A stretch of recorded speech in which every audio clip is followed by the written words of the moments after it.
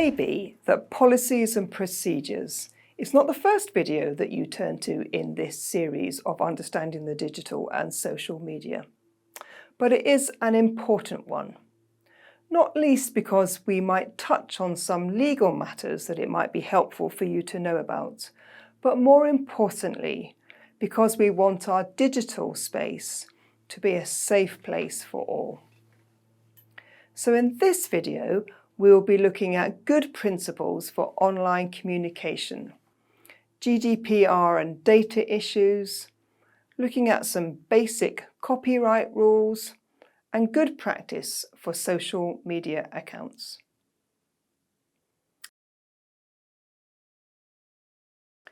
So Methodist churches, circuits, districts and individuals are encouraged to adopt our social media principles, to encourage us to think about how we conduct ourselves online and to be aware of potential pitfalls. We want our social media to be a means of extending our engagement with people, both inside and outside the church. Digital works really well when people are authentic in their storytelling, the highs and the lows of faith and life. But the downside to this is personal vulnerability, and it's important that we consider the safety not only of yourself, but also of others. It's important that the safety of children, young people and vulnerable adults especially be maintained. And we'd like to encourage you to read the Children, Youth and Social Media and Communications Guidance for churches on our website. If you have a safeguarding concern at all, please inform your district safeguarding officer. And we know that conversations on social media can sometimes develop into heated and pointless arguments. Be aware of the effect on yourself and don't feel you always need to engage. You can always sign off from a heated conversation calmly with something like, "I think we just have to agree to disagree. Peace." So thinking about some areas we want you to look at. First of all, respect. Do not post or share content that is sexually explicit, inflammatory, hateful, abusive, threatening, or otherwise disrespectful. Be transparent. Don't mislead people about who you are or use pseudonyms. And as we have just said, disagree with love. If you have a criticism you need to make, consider carefully the tone of what you write. If you are personally attacked, do not respond in kind. Being a Christian means that sometimes we must speak out and challenge injustice. But remember, when you need to point out something you think is wrong, that there is a real and possible vulnerable person at the reviewing end of what you have to say. Be careful when sharing content. Don't share in haste. Read linked accounts thoroughly or watch a video to the end so you know exactly what it is that you are sharing before you judge whether it's suitable to share. And maintain confidentiality. If telling a story about someone else, ask yourself first, is this my story to tell? Don't reveal personal details about others without their explicit permission. And your responsibilities. If you, as a moderator of a social media channel, think comments or other content is unsuitable for the context they are in, or they are offensive, you should take action that may include hiding, deleting or reporting comments, or blocking the users. So now let's look at some GDPR and data issues. The GDPR law that came in a few years ago covered three main areas.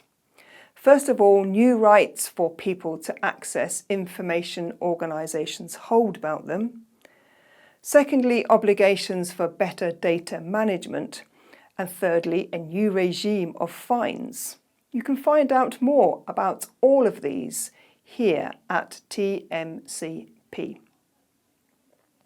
But for us in the church, there is a standard privacy notice for churches, circuits and districts to use. One relevant element of data protection for us is email newsletters.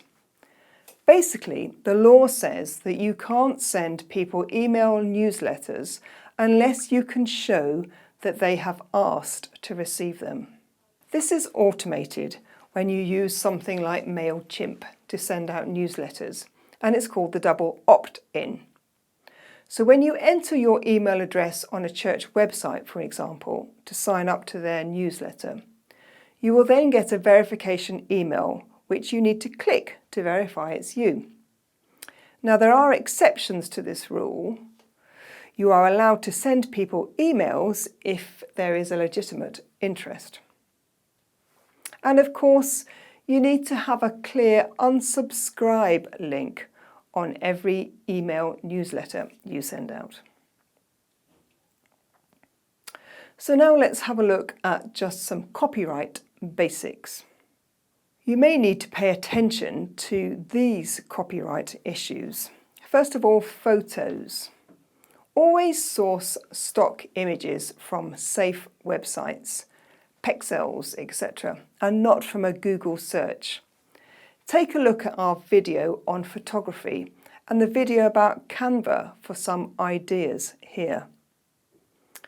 Be careful about written content, especially things like poems. Always get permission from the author and keep a record of that permission. Many of you will be looking at legally live streaming your worship. The Church Copyright Licensing International has just launched the Church Streaming Licence for the UK and Ireland, which is available to purchase via their online store or over the phone.